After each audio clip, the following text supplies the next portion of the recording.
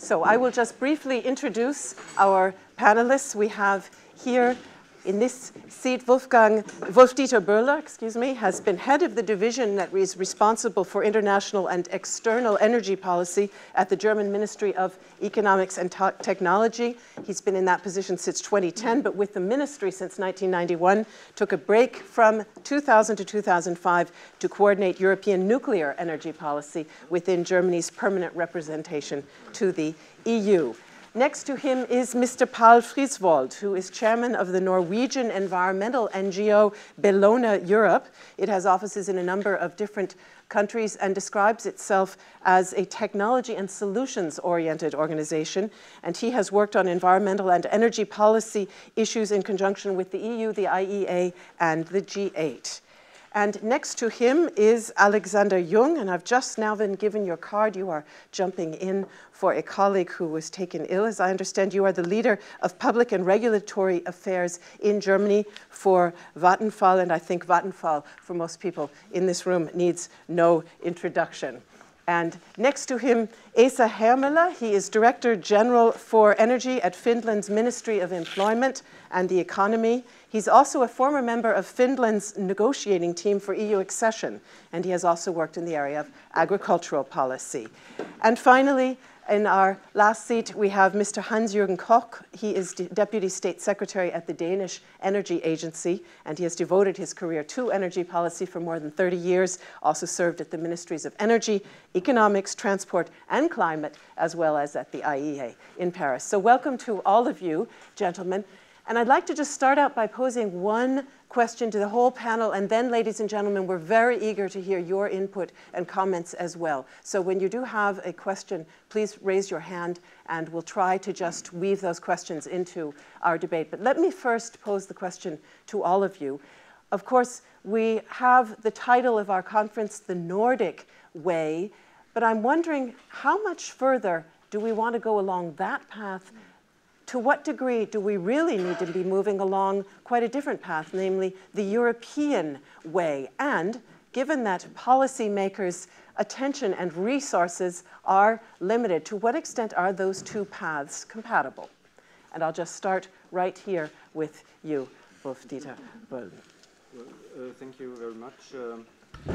As you already introduced myself, I'm head of unit for international energy policy. So in my unit, we are conducting international energy dialogues beyond the EU. So therefore, it's a little bit difficult for me to talk about the EU voice. There are perhaps other colleagues which can say more about this.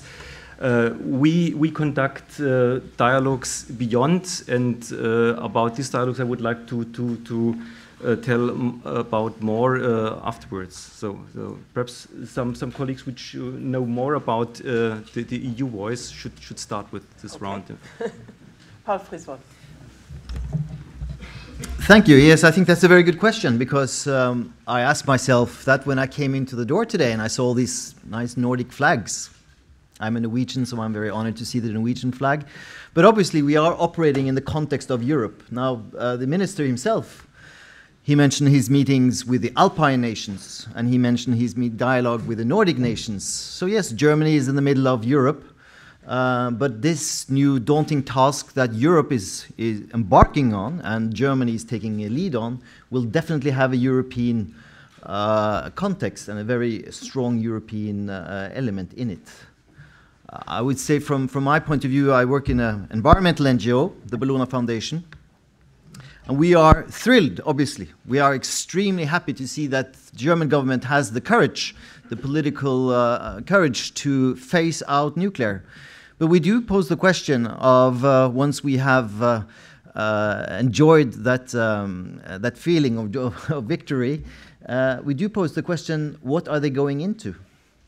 And for some of the things the ministers said, I'm glad to hear that obviously renewables is in the core, but I don't think that German industry can continue to take energy from renewables, or that they can at all be sufficiently supplied with energy from renewables. So As a Norwegian, we are very fossil-oriented. We have a very fossil-dominated export economy. But we have started to develop the technology of capturing and storing CO2, carbon capture and storage. And we regret that Germany is not part of this large European projects that is now coming. Because who is the country in the world that will benefit from carbon capture and storage? Let's face it. It is not Norway to that extent, to a certain extent. But when it comes to being important for the economic viability, it is Germany who will benefit. So the question is, how shall Germany contribute to the demonstration program of Europe, technologically, but also financially, when they will be such a large benefiter when we have demonstrated this project? I regret, Madam Chair, that this component was not included in the Minister's speech.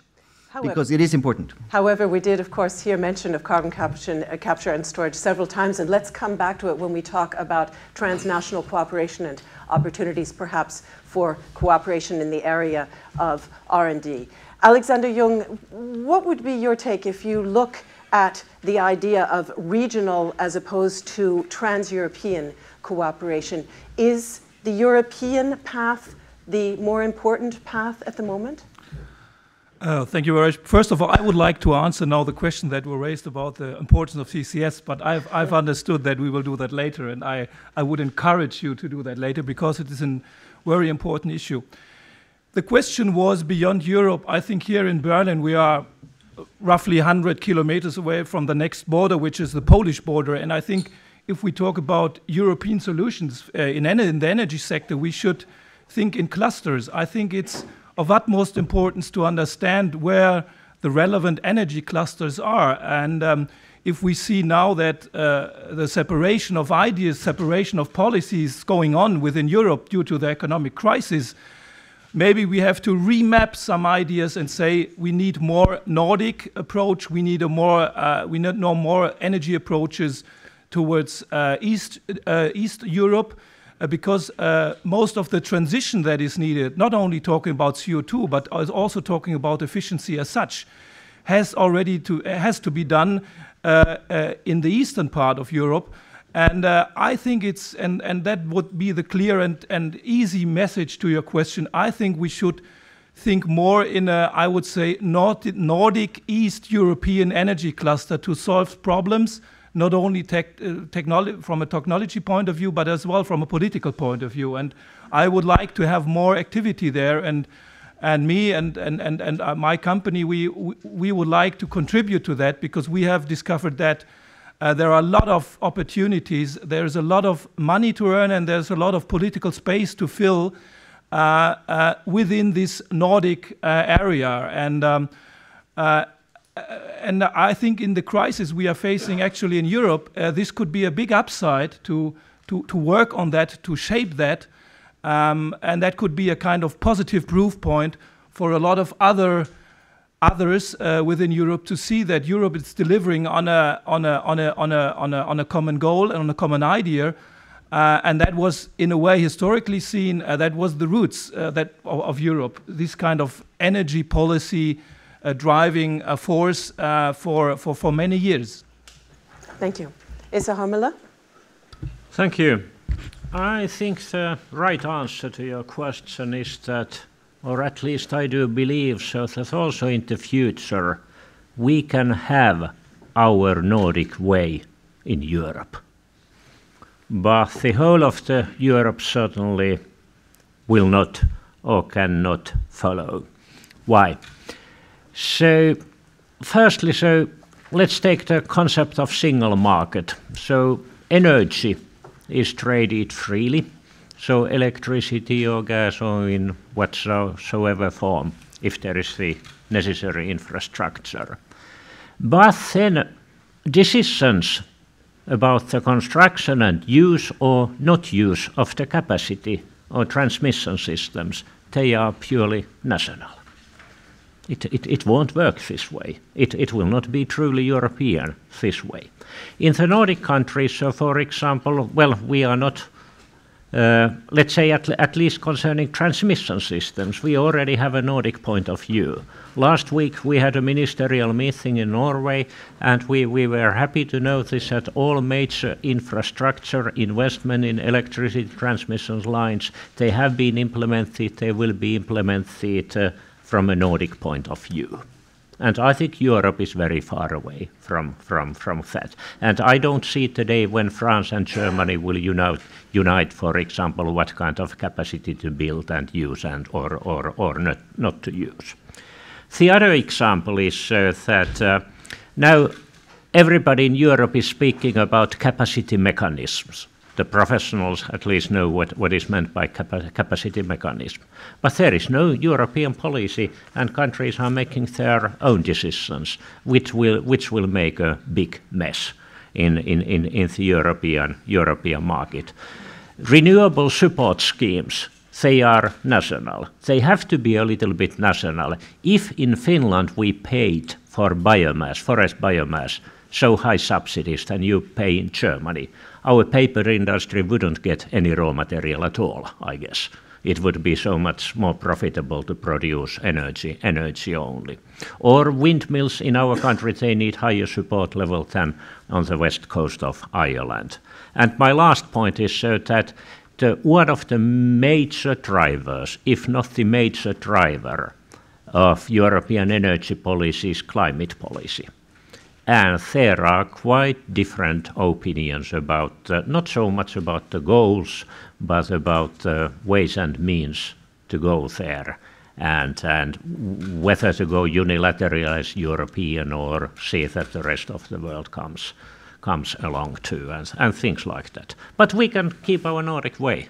So, and Baltic countries will join that sooner or later. Perhaps some North European countries will come closer too, and so on. But yes, that's my answer. Thank you very much. Hans-Jørgen Koch, we just heard Mr. Härmälä say that different countries, of course, responding to different national circumstances. Amongst those circumstances, historic experiences. Many of the Nordic countries, including yours, Denmark, suffered very greatly under the oil shocks of the 70s, and that undoubtedly has given a general willingness within the population to explore energy solutions that other countries might not yet be prepared for. Is it then possible to talk about transnational cooperation on the area of energy policy in terms of adopting common goals when in fact public acceptance can vary so widely? Yes, but let me first address the first issue you asked about.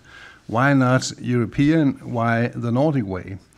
And the fact is that there is absolutely no contradiction because it is of course a combination of a Nordic approach, a Baltic approach, and a broader European approach.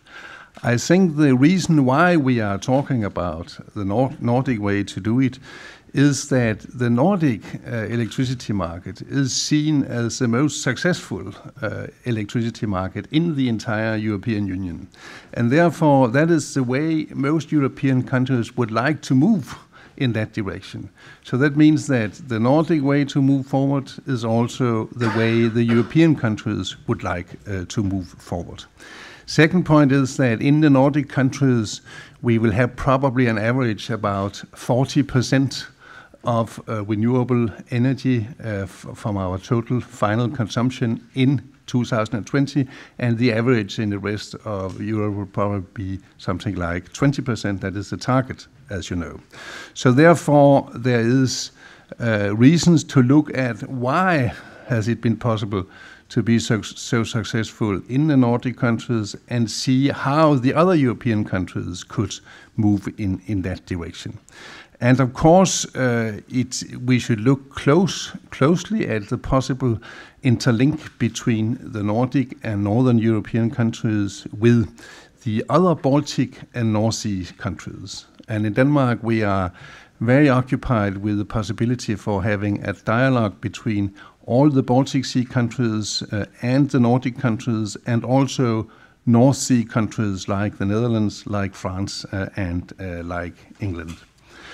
In contrast to our Norwegian friend, we believe that it is possible in 2050 to be completely independent or almost completely independent in Europe of fossil fuels. And that is what we are working at, that is what Germany is working at. And on CCS, yes, on a global scale we need CCS, but everybody would admit that it has been that we have met a very lot of troubles on the way forward, because it has proven to be much more expensive, and as you know, by nature it is a very energy inefficient technology. So we should work on that, we should research on that, but I'm not sure we should put too much hope for that this would really help our problems. In the Nordic countries, there's almost evidence for that will be a huge surplus of renewable energy generated electricity, which can be exported to rest of rest of Europe. And in that context, let me also mention the important issue referred to by many speakers of having large interlinks with transmission lines. In our country, we could never have had the development we have, and we could never expect to have 50% of our electricity, 50, coming from wind alone in 2020, if we didn't have a very well developed transmission line system with other Scandinavian countries and with Germany. And that is a very important point. Actually, the capacity for our transmission links to other countries is 100% of our peak consumption of electricity. So that means that even if there is zero production in Denmark, we can cover our consumption by import from other countries. And then to the second question you mentioned about the differences between the history, the background of the individual countries. Yes, the oil shock was most serious in 3 OECD countries, US, Japan, and Denmark. Denmark was 90% dependent on imported fossil fuels. But nevertheless, it is also the Nordic case is a proof on how countries that are very different by nature, because in the other Nordic countries than Denmark, we have huge production of hydropower. The highest point in Denmark is the towers carrying the bridge over the Great Belt. So of course we have no hydropower in our country, but we have wind power. And wind power and hydropower is a fantastic combination. So that the differences between what is being done in Sweden and Norway and in Denmark is exactly the basis for a very, very useful cooperation. And therefore, the differences between the countries and their history and their background is not necessarily an obstacle for a strongly and increased cooperation. Doesn't that, Paal Frisvold, I know you want to make a comment on the CCS aspect, perhaps you can weave it into the larger question. Doesn't that in a way also answer the question of whether we all need to move lockstep on particular areas like CCS, or whether part of transnational cooperation isn't a division of labor, so to speak, a division of focus, and then learning from one another. In other words, perhaps some countries move forward more quickly in one area, and others then profit and share from those experiences. Yes, I mean, I'm glad you asked me to broaden the perspective, because obviously we have one goal in mind, which is to combat climate change. And I think it was the IEA report that came out last year, World Energy Report, saying we have reached now almost over 90% of what's possible to fill the atmosphere with CO2. So if we don't introduce some drastic new technologies, we will not be able to meet the 2 degrees recommendation by the United Nations panel on climate change. You know, James Hansen is a fairly well-known scientist that works at NASA, or at least did work at NASA. And he came up with the concept of the necessity for the rich world to go carbon negative, which means that we should actually withdraw and suck out CO2 from the atmosphere. So that brings me back to why CCS is so important. not only because of German industry, but because it can actually allow us to contribute to removing CO2 from the atmosphere by combining sustainably grown biomass, burning that biomass and capturing the CO2 emissions and storing it safely under the seabed or under the ground. This is important for climate, but the other aspect which I think we ought to introduce in this discussion is what shall, the industrial competitivity of Europe. I mean, Europe is not in an economic position to continue being dependent on importing fossil fuels from the rest of the world. Europe is under great strain for outsourcing of industry to low-cost countries. Then what are the kinds of technologies that we have available to us? So I'm saying these two, carbon negative and industrial competitiveness, because I think as we discuss energy policies, we must not lock it into small regions. We must be able to look at it in a broader perspective, because there are other elements here that are extremely important. I know that you have a comment, Mr. Härmälä, but perhaps I can just bring in Wolfdieter Böhler, because he did graciously pass the baton on to the rest of the panelists before.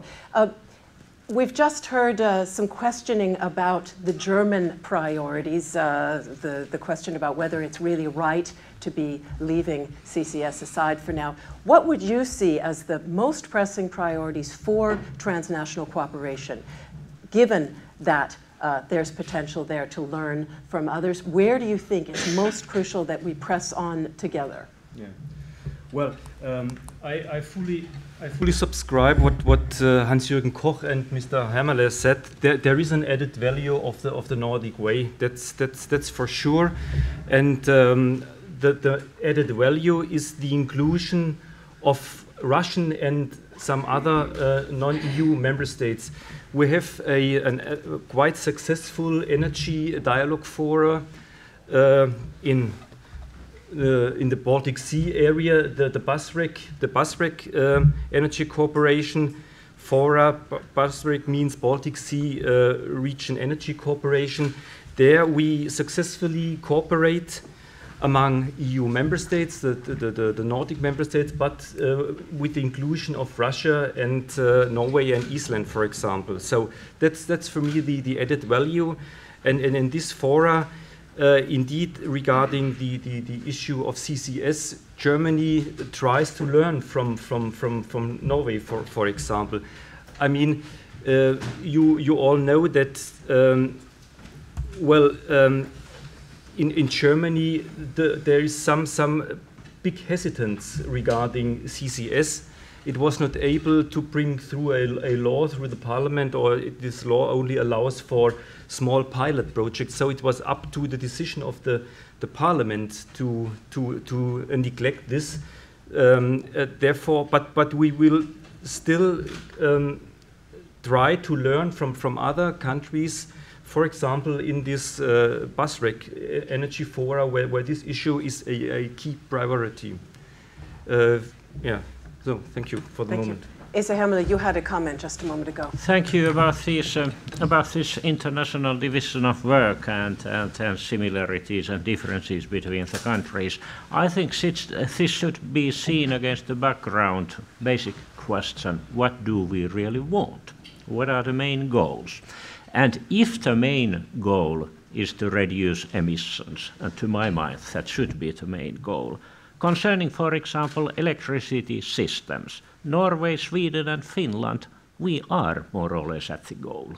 Norwegian electricity system is 99% carbon free. Swedish is 80, 85, Finnish is 65, 70, something like that. Very soon we shall. Of course, Denmark here is different. Denmark is like Germany, partly with the reason why the reasons was explained by Hans Jørgen. But of course, so countries are a little bit different here, and the division of work should be seen against the background: what do we really want? What is my problem? What is your problem? How we can complement each other? Thank you. sort of a comparative advantage theory of that division of labor. Hans-Jürgen Koch, and then I have Alexander Jung, and then Paal Frisvold. I think it is important that when we are assessing priorities in what we are doing, policies and joint efforts, we have to realize that we have more goals than reducing climate. Could you please? And reducing greenhouse gas emissions. We have also the goals of enhancing. We have also the goal of enhancing the security of supply in long term, and we have the goal of innovation, developing new economics, and that gives an additional dimension to when we are making the choices. An IEA study has demonstrated that there is a net benefit for economies, not only on the costs in the longer term or in the choice of different sources of energy, but also in a net employment benefit in turning to renewables instead of relying on fossil fuels. And it has also demonstrated that there is a creating of an economic value because of the benefits for instance, the balance of payment of that more work can be done in individual countries instead of be dependent on importing fuels from other countries. So these priorities must be taken into account, and we also have to take into account that there are limited resources available. So in a way, to some extent, we have to make a choice on what we will support on. I think that when I asked a panel that I'm chairing, which is called Renewable Industry Advisory Board recently, about what are the most important things you can do in favor of renewable energy, then the answer was, first one, give us a global carbon price. Everybody knows that we cannot give them a global carbon price. Second answer was, give us a stable investment framework. Everybody knows, look at Spain, look at US, that, well, Germany can do it, maybe. Denmark can do it, maybe. But other countries, forget about it. And then what is then left, and now I return to my issue before, the third issue they mentioned was, give us transmission lines, give us an effective transmission grid so that we can rely on each other and in that way deal with the problem of that some of the renewable sources are intermittent. Thank you. Thank you. Alexander Jung? When I hear all these interesting discussions from a company's perspective, sometimes I think, well, do we have the right regulatory speed? We have so many issues on the table, big ones. And if you're a company, if you want to invest money, if you are among competitors and you want to build a CCS plant and you get a no from politicians, you want to go in offshore wind and you hear this morning that there might be caps. I understand, I fully understand the politicians. I fully understand that they are under big pressure. But if we really want to reshape Europe, if we want to make it greener, and I think everyone wants to do it, then we have to act. And I'm very often in Brussels. I don't know how you feel when you come back there. I don't feel very much inspired to say it in this cozy round here, because I don't see drivers and I don't see people that really say, well, let's do it, and not only talk about it. I'm not finger pointing at anyone. I think Commissioner Oettinger does a perfect job. But I think we should at least agree on some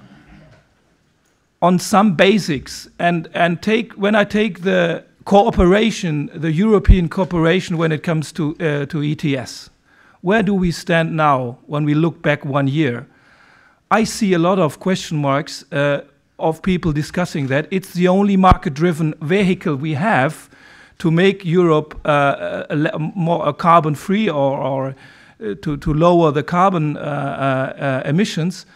But it seems as if nobody is hearing, so to say, that action is needed. And I would like to find, when we talk about cooperation, and I feel that every day in my company, the Scandinavian owner, I think he has understood very well where the future is and where the vision is. And I would like to have more cooperation on the political floors to make that really happen. And maybe we need the same cell phone innovation force for the political processes as well to make this thing run. And maybe here in this round are people who know what we could do. Paal Frisvold, you had a comment, and then I would like to take audience. Yeah, I have to invite my friend to come to Brussels because we want to see more of Vattenfall. If he wants more regulation, please come and discuss it with us. But Vattenfall made Schwarze Pumpe, that was interesting, and then you completely withdrew. You allowed the field to Greenpeace to invade the corridors of the Minister of Environment in Germany. You had no concerted action to come up with a lobby strategy for CCS in Germany. You just said with hiding behind some German politeness that we have to wait for the politicians. And who are the German politicians? They were waiting for you, but you were sitting still. That is very unfortunate, because I will tell you one thing. You ask for regulation, you ask for Europe. What happened when the sulfur emissions became such a health problem? Because that's a local health problem, right? That became a very concrete problem, and Europe acted. It said that by a certain date, European power sector will have to desulfurize. It didn't do it by an ETS. It didn't do it by some economic incentives or a support system. It did it by regulation. And we asked the industry last week in Brussels at a huge event, say, what do you want? We asked the same questions that you asked the Danish. And they said, whatever you want. We just need something. We just need a regulatory framework that we can put up on the wall and say, this is where we're going to meet. So the solution, to use the metaphor of the mobile phone, what could be a similar, game framework condition? It could be saying that in Europe we shall produce electricity with a certain limit of carbon emissions. So say by 2025 or 2030, no electricity can be produced with more than 150 grams of CO2 per kilowatt hour. That will give you a clear goal. That will give you a very clear, and let's discuss that now. Vattenfall, come on the stage and discuss this now, because if you wait too late, you're going to get the Brussels part that you really don't like. Alexander Jung, would you like to comment before we... Of course I want to comment. We need some debate here. Yeah, and talking about stages, I'm on the stage, so and we can have thousands of follow-ups. Well, I think you made some good points, but some points I have to disagree. Well, take the CCS. You said, well, you were waiting there and nothing happened. I see some faces here, some politicians that really endorsed the strategy to make this thing run. But on the other hand, if we talk about energy, we'd have to face that we are in the middle of a public discussion. So it's not only about good lobbying strategies, it's as well to understand what the people want. And to dig some CO2 under the ground in an agriculture area, well, is something where you have to really take serious that it is that concerns are raised by the people that are living there. That's simple. You don't need to be a scientist. And of course, when I look back the last years, the branch did mistakes as well. Maybe our communication strategy and how we communicated was sometimes not the best, but we have learned a lot of things. And I would like to invite you to our discussions that we have. I always talk about the Berlin concept here. Maybe that's too local, but we wanted to reshape the whole plants here in Berlin. And then the controllers came to me and said, well, let's build this and that. And then somebody said, well, but we have to contribute to a 50% CO2 lowering target in the town. And then your plants will look completely differently. And I said, what are you talking about? We are talking here about money, and this seems to be a political issue. No. And then we took a decision that fit to the political targets, and I think the political targets are closely linked to the people. And if we talk about CCS, if we talk about harming in a way the environment of individuals, then we should take that very serious. And I'm quite optimistic, and I think I was reflecting on what Altmaier said this morning. He said we need the right time for the right decisions, and I think we are now, at least in Germany, everybody wants to become green. The future is green, and if this this general mood is there, I think we can talk about problems much easier. Thank you. Questions? Klaus-Töpfer, I had the impression earlier you were about to put your hand up, or no? Not really, but if you ask me to say something, I would ask the friends, why are you asking on the one side that we have limiting values, and then you go to specific technology? What do you believe? Is there not a much better option to handle CO2? Are we investing enough for research in closing the carbon cycle? Why do we handle CO2 in CCS as waste? I was a long time a minister here. We started the life cycle law. Wherever we have waste, we are not sustainable. Why do we want to make more?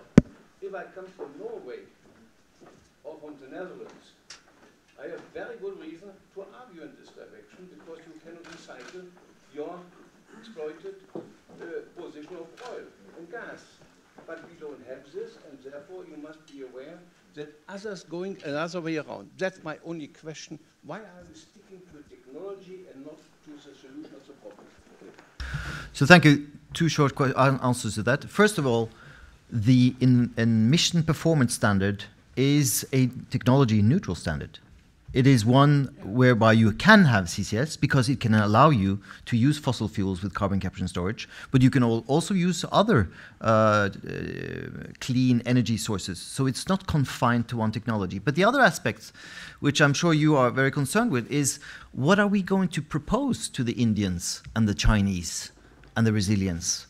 Are we going to propose them? Obviously, they must move in the direction of renewables, but it would not be very fair for us to say that you cannot use coal.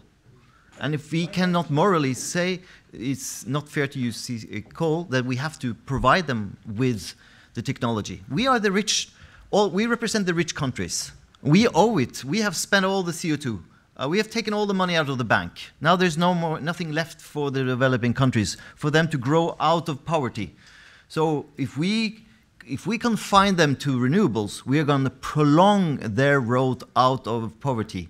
That is why, if we can produce such an incentive for us, yes, to develop this technology, discover the cost, get the economy of scale, get the costs down, then we can provide this to the emerging economies and developing world, so they can also use similar energy sources as we did, as German industry is still doing. No, my question was simply, if we want to give backing to India and China, you cannot do it if you make CO2 not a liability but an asset. If you have an asset, it is not only costing, but it is returning on your costs. And therefore, for example, in our IASS, Carlo Rubbia is investing a lot of ideas and money in trying to close the carbon cycle, make CO2 an asset, not a liability. I know that's not only in ESS, that's a lot of others as well. Therefore, I'm a little bit concerned if we are sticking to one technology and not mentioning the others. That's what I only want to underline. I have no problem if others are asking for CCS, but we must make it open in the other direction. Then you give really a solution for China and India. Thank you. So here I had a question as well. Didn't I? Yeah, but it's a bit past its time now. But one of the main concerns I have, Eric Brandsma, Swedish Energy Agency, by the way, is that there seems to be more a trend to talk about security of supply and self-sufficiency within the European countries, with some exceptions. And this then goes, of course, against all the positives that we've heard in this discussion, and that creates my main concern. If you want to invest cost effectively in renewables, then you put the windmills where the wind is blowing and the solar panels, well, the solar panels are blowing when the sun is shining, and we owe it, I think, to our customers, to our businesses, that we have an integrated perspective when we talk about energy supply, and that means distribution and capacity for being able to get it where it's needed and store it where it's stored.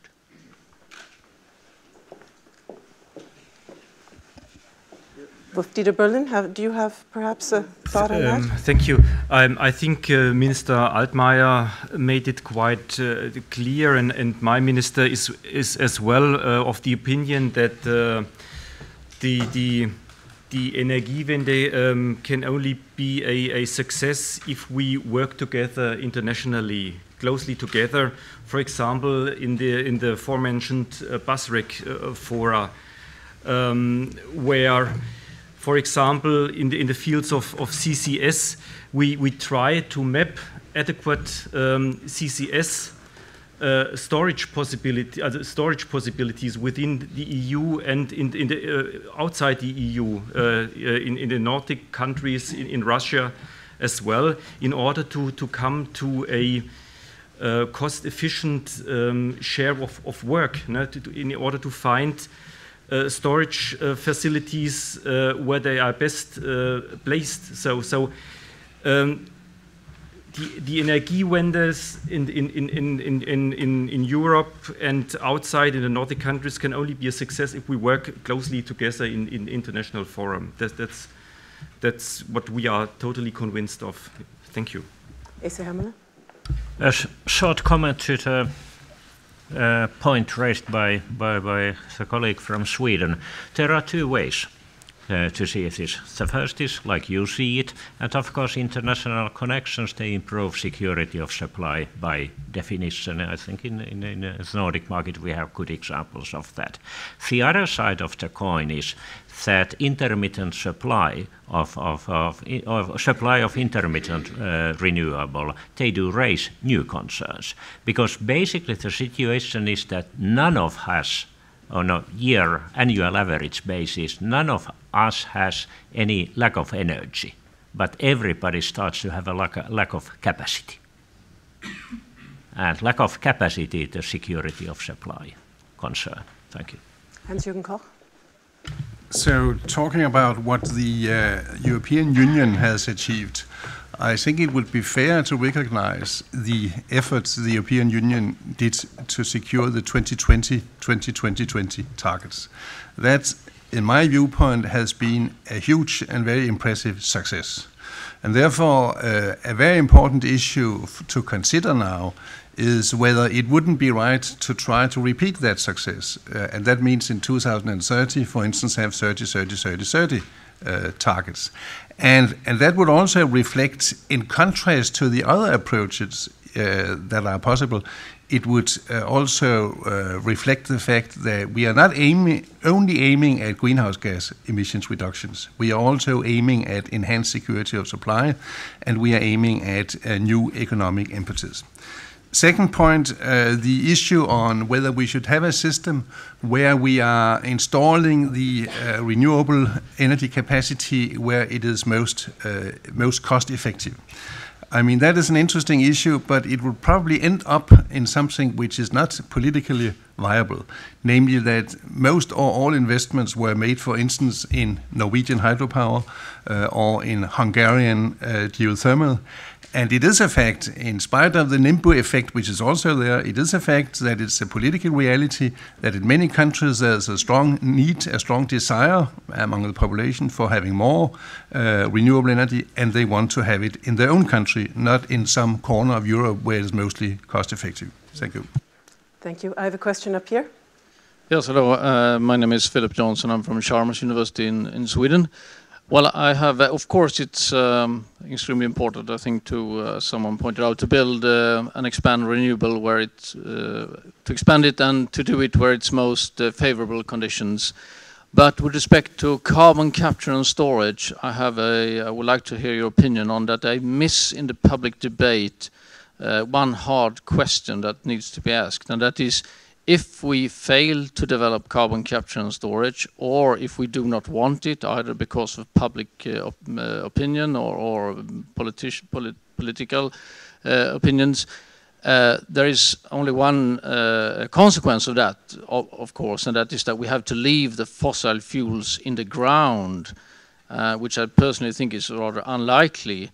I often say that I think not even Norway, which is almost as politically correct as Sweden, leave their fossil fuels in the ground. So I wonder this argument, I haven't really heard this so much in the debate. Do you have any response to that? Alexander Jung has his hand on the button, so I'll take him first and then Paal Frisvold. Well, I think my comment is an answer to what Mr. Töpfer said as well. Iman, we talk about the long journey we will take, and we need a lot of research and development. And I'm totally convinced that next generation of engineers will invent something which is a use of CO2 in a better way than we use it today. And I know that there is a lot of research going on, but I think in these first steps we are doing, we have to really we need a broad scope, and that is CCS and CCU, and there might be other options we still not know. But the problem that you have if you are a company, if you invest into this, and then you don't get the right framework, then you do research and development in a different way than if you would do it if you have a perspective, and that's the problem. My engineers that are working in this plant in Schwarze Pumpe are the only one who know this business because it's totally new. So if I say I don't build the next scale of plants, they will look for other jobs. That's life. So the knowledge and the expertise they have now experienced during the last 10 years will go into other fields, and that's a pity, and that's why I think we have to think more about this research and development, and I think we need funds as well. I think Europe, if they really focus and prioritize, they should give a lot of money for young ambitious engineers to look into that, and that applies for wind as well. If you what we're discussing today, the costs of offshore, we know that if you go to UK, you see the problems they are struggling with, the high cost they have. They want to build 23,000 megawatt offshore. They know the price tag for that. That's why they say, please, you engineers, build it cheaper. But how? That's not, and that's there we talk about universities. We talk about research and development, about programs, by the way, that have been launched after the war in Europe, lots of them, to boost a car industry, to boost the whole area, the whole airports and flight industry, Airbus, ERDS. So all these projects were funded from politicians, and then something happened. Yeah, very briefly, you raise an important point. Now, I think the European Commission has made a very good study. It's made a roadmap where you can see 5 scenarios. Because, obviously we should invest in research and development, but we don't have time to sit down. Climate change is a very urgent issue. We need to employ all the technologies we have today. So the Commission has done a very good work, and you can see there, it's very clear. Predominantly renewables, absolutely, in the energy chain in 2050, in a decarbonized scenario. But baseline and industry will depend on some very much more solid baseline energy production, and that has to be either nuclear or CCS. If it's a high nuclear, it'll be low CCS, and if it'll be a high CCS, it'll be low nuclear. So that is the scenario. That is where we're heading. So the question today is, how do we get there? And that's why Vattenfall has to come more into the scheme and bring his CCS engineers to the board and to the table and tell them what we can do. Because obviously there is a lot of misconceptions about CCS. You mentioned putting it under an agriculture area. Yes, the false hope, which was written by Greenpeace, which tried to destroy the vision of CCS, was written by somebody who was very active in Brussels, who worked with us on the technology platform, because she listened to the industry. The industry, it always says it's too expensive. It always says it's going to come too late. It's always said we don't know how to do the storage. So industry itself has to start with the researchers, with the government, to move this issue forward and not put the blame on the poor German Bundestag or the poor German Ministry of Environment for all the reasons we have heard. So we need to have a game changer in the way we communicate CCS and the way we communicate to meet this challenge. Thank you. May I just say that my comment was just about that I think the arguments are a bit weak, and I think it could be much more clarified with respect to that. What would be the consequence if we choose not to apply CCS? That was my point. Which will be probably nuclear, according to the scenarios in the European Commission. That's the only alternative today. Thank you. I have a question. Okay, thank you. My name is Hans-Peter Böhm from Siemens Energy. I want to come back to a question raised by Mr. Härmälä. You asked a couple of minutes ago, what is the driving principle of our sustainable energy policy? It is the goal for avoiding CO2, or it is a goal for more renewable energy in the system? And right now we have the situation within the European Union that two goals, the CO2 goal and the renewable energy goals, are interfering each other's, with a result that the CO2 prices are down. They are more or less neglectable right now. So my question to you is, what is your opinion about the current discussions about manipulating the ETS, the set-aside discussion, or extra national CO2 avoiding instruments like the carbon floor tax, floor price in the UK, or it was mentioned earlier today to discuss once again about a carbon tax? Thank you. Thank you. Is Hamel? Yes, thank you. So, as you know, there is a lively debate about the architecture of European energy and climate policy post 2020. And basically, I think we can already now draw three conclusions. The first is that if you want to be as cost effective as possible, you want to optimize costs. Only CO2 or greenhouse gas reduction target can be binding.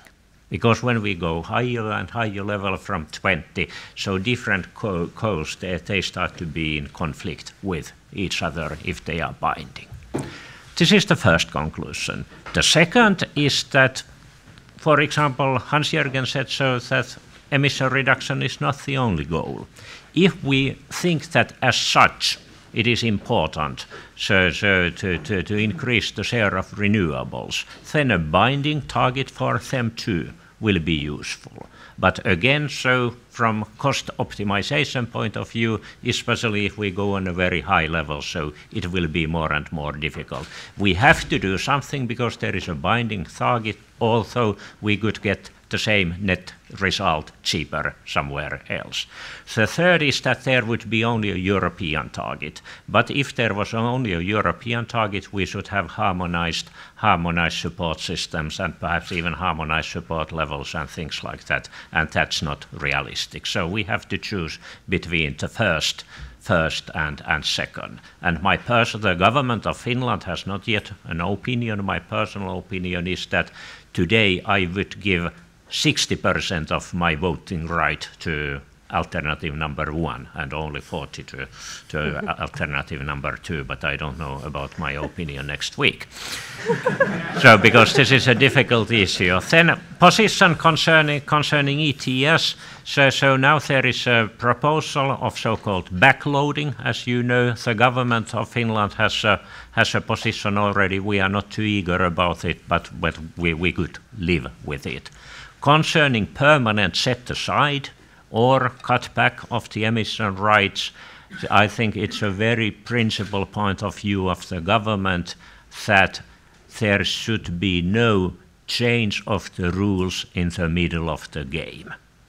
Investors, not only energy investors, but investors in heavy industries, for example, energy-intensive industries, they have been given assurances that these are the rules till 2020. And we want to stick to that principle. Thank you. Thank you.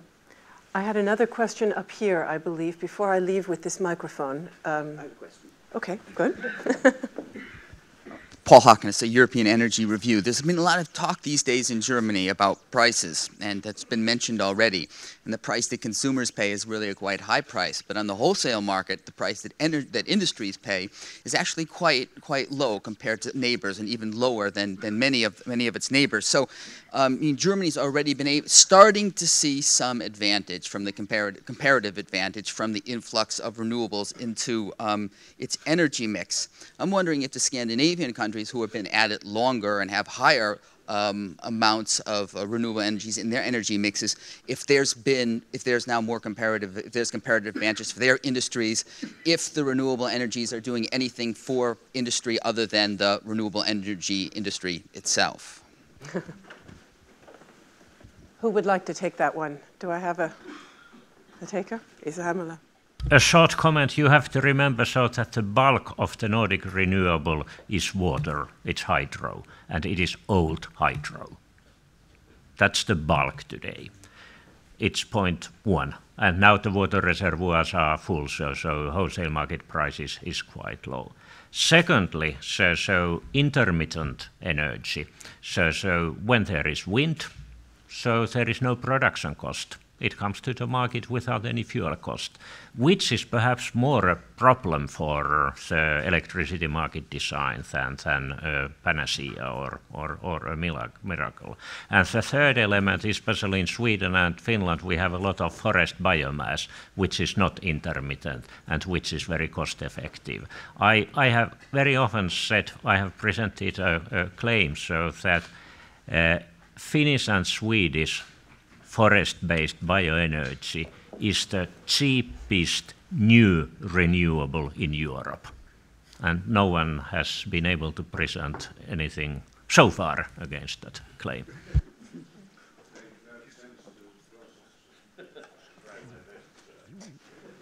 So we have another question in this row, the young lady in the middle. Yes, Isadora Vronsky from Greenpeace. Regarding the CCS issue, I would just first like to comment that the fact that Vattenfall now has stopped their green coal investments and reversed their strategic direction is because CCS didn't work, because they saw that they didn't have the results from the pilots, etc. So instead of focusing on the false solutions that risk to lock in investments in something that will not deliver now. Let's talk about what we're actually here to talk about. Is there a Nordic way for the Energiewende, which is investing in renewable energy and doing the energy efficiency measures?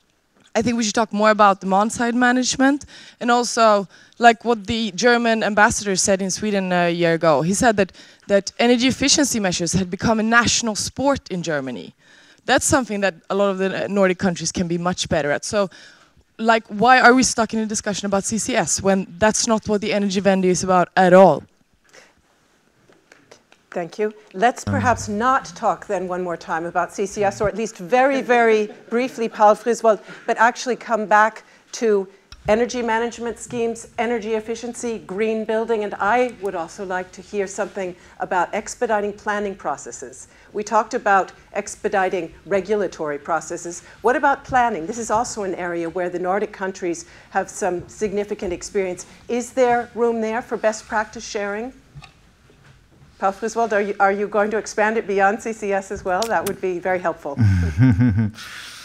Well, I just have to address the point made by Greenpeace, because obviously, what's happening in the world today? The US has found a lot of shale gas, which is not particularly environmentally friendly technology, which has led to a huge surplus of coal on the world market, which is being bought by Europe, which means that you have an increase in electricity generation from coal, which leads to a lot more CO2 emissions from German industry and from German power production. And, I am all for energy efficiency. But the minister said today that the goal of energy efficiency in Germany was not satisfactory. He said it was modest. So yes, there has to be clear incentives for increasing energy efficiency. The Danish minister said during your presidency that a euro to energy efficiency is a euro to European economy. Buying gas and oil is making us poorer. And I'm perfectly also willing to discuss renewables. But renewables is in a very, at least from a European perspective, is in a very good shape in a way. They have achieved a lot. You talked about the discovery of cost for the offshore wind. That has turned out to be much more expensive than anticipated. But nevertheless, there are clear incentives in the UK, in Scandinavia, in Germany, in other countries for offshore wind. But we don't have is this a bridge that will allow us to get us to the 2050 targets, which will allow us to make the 80 to 95% reductions. And I'm not going to say the word again, but the technology I'm talking about will be vital for that. But also because I think that once you can combine the Finnish biomass, once you can combine the sustainably built biomass that we have a lot of in Europe. In Hungary, they have a lot of biomass that they just don't use and don't reuse for energy production. If they can start to replace that biomass, replace the coal and the fossil with biomass, then they can go carbon negative. And I don't think you can disagree with the fact that the world needs to go carbon negative at a certain stage in order to reach the United Nations goals. Hans-Jørgen Koch? You asked which lessons might be learned from the Nordic case for Germany. And I think if I should only highlight one lesson, then I would say that, as also Minister Altmaier stated, that Rome was not built in one day. We have now succeeded in Denmark to have a very, very ambitious energy plan, and 95% of the members of the parliament is behind that plan. But that took time.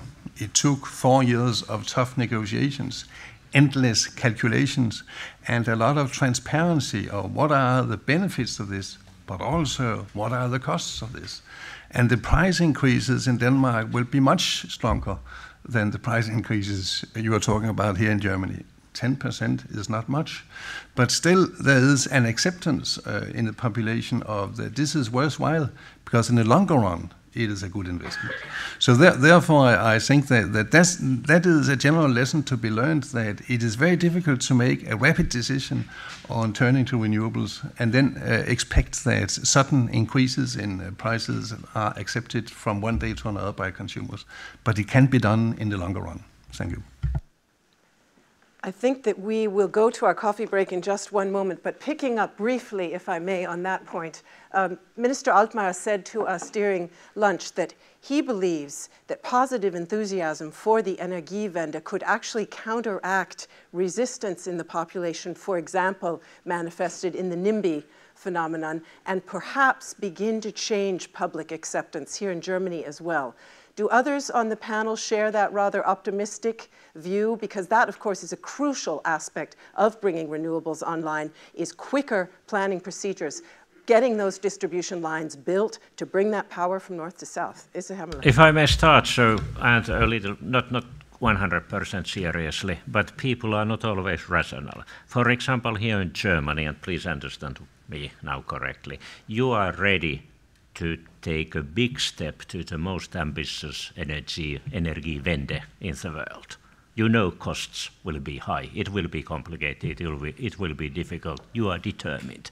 At the same time, this nation is not in a position to take one very simple, cost-effective, climate-friendly, energy-saving decision, to have speed limits on highways. Sorry, but... Yeah. Yes, this is strange. Thank you very much. Any other comments on that thought? Alexander Jung? I think it was 4 weeks ago I took a taxi in London, and I had just read in the newspaper that every London citizen had to pay £400 or let it be £300 for the Olympics. And then I asked the taxi driver, so is that okay for you? And I expected a clear no. He said, yes, it's okay, it's great. We are in the middle of the world, and I think this investment is worth to be done.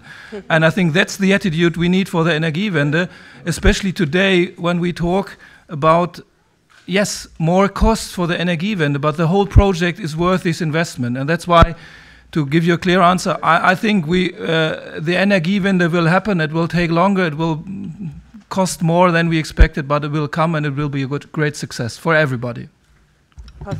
Yeah, so I think it's a fantastic project, and I do hope that the expression NIMBO will not turn into the expression banana, which means something like build absolutely nothing anywhere near anyone. But if there's anything that the Nordic can convey to the German political culture and the way we address these difficult issues, it is probably something about that model of cooperation. I'm quite struck with the fact when I see the huge distance between the NGOs and industry in Germany. My feeling is that they almost don't talk to each other. And I think that we would like to invite, we have the Colombian peace talks in Norway now. We would be glad to invite German NGOs and German industry and power sector to Norway and to learn from the dialogue we have in countries like Finland and Sweden and maybe also Denmark, because we have a very good collaborative and cooperative spirit. We cooperate in order to find good solutions for both parties. And I think that there can be maybe something that we can convey to the German political culture that can facilitate all the difficult decisions that they have to go through to succeed in the Energiewende. Thank you very much. Ladies and gentlemen, for those who are interested in technology and in particular the question of how can cooperation help us to overcome some of the technological obstacles, also some of the ones that were just mentioned at the end of this discussion, then please do rejoin us after the break. We will have a 15 to 20-minute break and then resume, please, at 3:20 latest to hear a couple of keynotes and then embark on that discussion. Thank you. And thank you to our speakers.